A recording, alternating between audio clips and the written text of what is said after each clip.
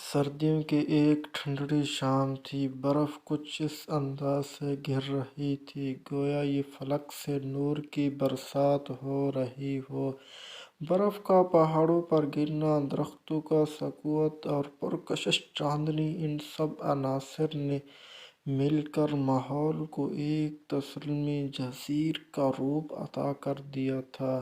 ان دنوں عادل کی ڈیوٹی وہاں لگی ہوئی تھی۔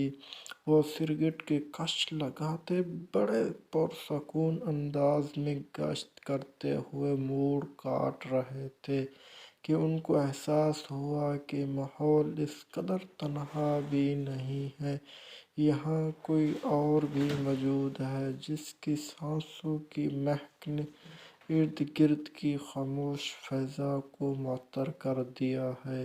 وہ شہر کو نئے آنے والی لڑکی سمرا تھی۔ اس کی نیکسٹ ویڈیو دیکھنے کے لیے چینل کو لائک اور سبسکرائب کر دیں۔ شکریہ۔